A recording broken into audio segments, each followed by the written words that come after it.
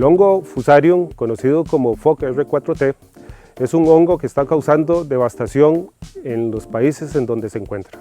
Ataca al 80% de las musáceas, entre ellas las que se utilizan para el comercio internacional, pero también para seguridad alimentaria.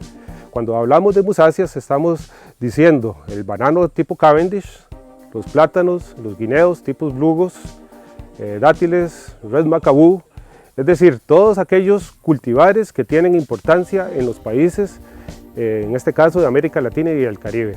Es un hongo que se dispersa de múltiples maneras. Todo lo que transporte suelo es un medio de diseminación. Entonces estamos hablando de calzado, pero también las herramientas, la maquinaria y el equipo agrícola. Debido a esta situación, el gobierno, el Servicio Fitosanitario del Estado y Corvana elaboraron la resolución 004 del 2019, en la cual se establecen medidas fitosanitarias para evitar la entrada del patógeno a territorio nacional. Estas medidas se aplican en todos los sitios de entrada al país, como aeropuertos, puertos y fronteras, en las fincas y en los centros de reproducción de plantas.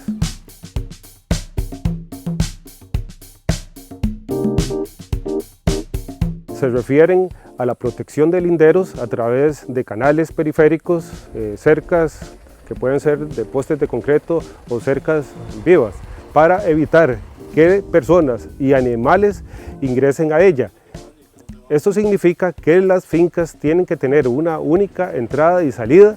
Precisamente este lugar se convierte en el segundo filtro más importante que a nivel nacional se tiene, porque es aquel que impediría el ingreso del patógeno a ellas.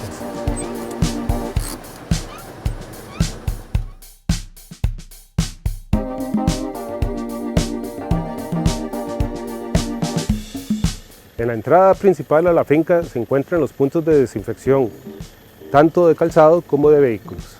Cuando hablamos de los sitios de desinfección de calzado estamos hablando de pediluvios, es decir, recipientes que tienen desinfectantes en los cuales el visitante tiene que ingresar de manera tal que su calzado quede totalmente humedecido. En el caso de vehículos, ya sean bicicletas, motos, carros o contenedores, se tiene que ser muy cuidadoso de manera tal que esté uno seguro que cualquier sitio de ese calzado, de ese vehículo, va a estar humedecido y evitará el ingreso del patógeno a la finca.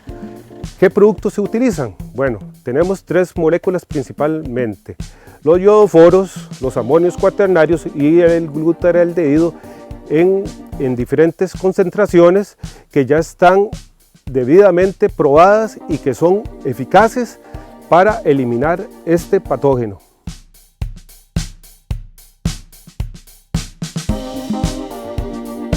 Los pediluvios no son otra cosa que un recipiente que contiene producto desinfectante. Pueden haber muchos tipos de pediluvios de acuerdo con la explotación en donde se establecen. Por ejemplo, en pequeños agricultores, un fondo de estañón de 200 litros podría ser suficiente. En el caso de explotaciones grandes de banano de exportación, pueden encontrarse diversos tipos, tanto para aquellos que se utilizan en la entrada principal como algunos que están entre la planta empacadora y el campo, o bien hasta en el campo. Es muy importante que los trabajadores y los visitantes introduzcan su calzado en el pediluvio, es decir, no evadan el pediluvio, que es una de las medidas de bioseguridad, como dijimos, más importantes de establecimiento e implementación en la finca. En todo caso, los pediluvios lo que buscan es la desinfección total del calzado, principalmente de la suela. La solución que se utiliza en ellos puede perdurar, según los estudios que se han realizado, hasta 7 días en presencia de suelo y de residuos vegetales. Una vez que se llega al término de los 7 días, ese caldo que tiene desinfectante, suelo y materiales vegetales tiene que ser desechado de manera correcta. Y en estos momentos lo que se está proponiendo es el uso de fosas sépticas y va a permanecer ahí hasta su degradación.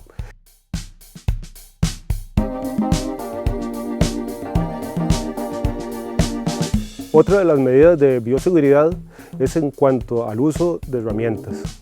Se ha indicado que las herramientas tienen que ser de uso exclusivo de la finca.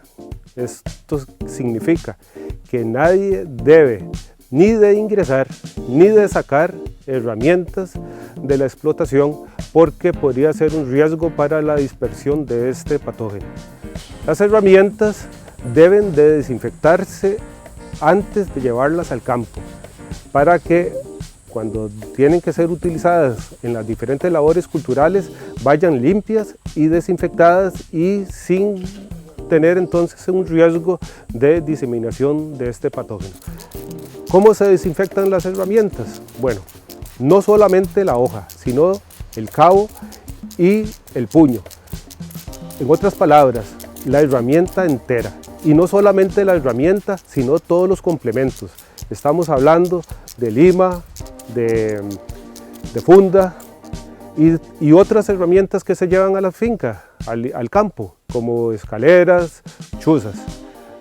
Tenemos que estar seguros de que cualquier herramienta que vaya al campo vaya debidamente desinfectada. Se utilizan los mismos productos desinfectantes que para los pediluvios, solo que en concentraciones menores. Para tener un control seguro de la desinfección de herramientas es imprescindible tener registros de operación en el cual se indique el tipo de herramienta, la persona que la llevó y la labor en la cual se usó, así como el lugar en la finca donde se empleó. Se sugiere que cuando las personas, los trabajadores estén realizando labores y tengan que pasar de un lote al siguiente, entonces es conveniente la desinfección de la herramienta antes de ingresar y a la salida del mismo.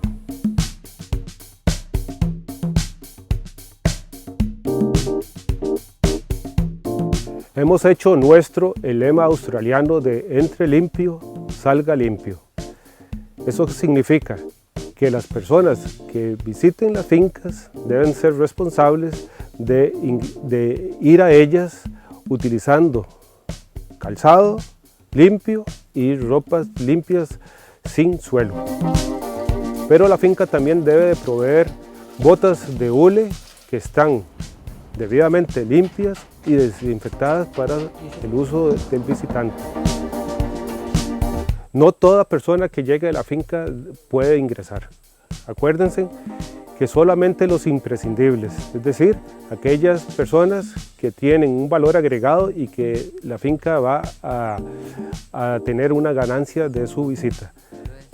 Sin embargo, aquellas personas que han estado en países donde este patógeno se encuentra en los últimos 3 meses no podrán ingresar a la finca si no es que se someten a un proceso de bioseguridad más exhaustivo. En las fincas de pequeños productores, quizás el uso o la disponibilidad de botas de hule para cambio tal vez no sea tan exigente. Sin embargo, hay que asegurar que esas personas ingresen a los pediluvios y que su calzado quede debidamente desinfectado.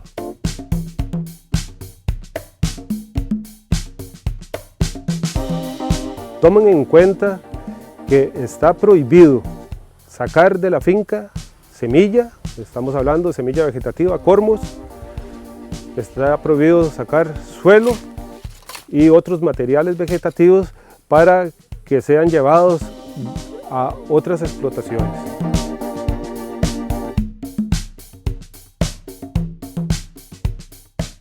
Por otra parte, el manejo de las arbences, es decir, de materiales de plantas que no son musáceas, que pueden ser hospederas de este patógeno, también no pueden ser sacadas de la finca y más bien tiene que hacerse un combate discriminado de ellas para evitar su propagación.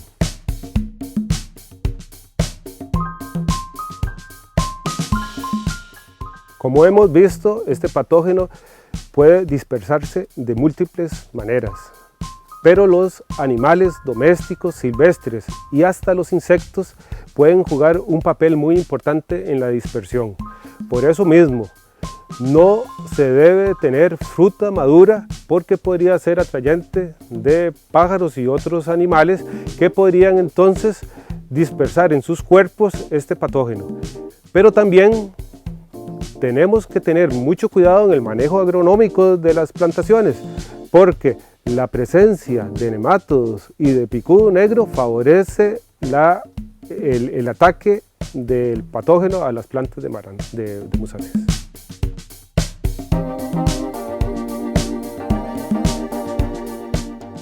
El Servicio Fitosanitario del Estado y Corbana se ha abocado en una campaña de capacitación a los empleados de las fincas de manera tal que se logren detectar de manera temprana el primer brote de fusario. Esto con el fin de evitar la dispersión. ¿Cómo hemos tratado de lograr esto? Bueno, a través de una capacitación de la biología, de la dispersión del patógeno, a través de información y rotulación que permita al trabajador tener claro cuál es la sintomatología que permita la detección temprana de un primer brote. La campaña de prevención ante la amenaza del FOC R4T tendrá éxito tanto en las fincas de musáceas se haga alertas tempranas de plantas sospechosas. Recuerde, eso sí, nunca corte, ni bote, ni trate de examinar una planta internamente porque usted podría ser un factor de diseminación de este patógeno.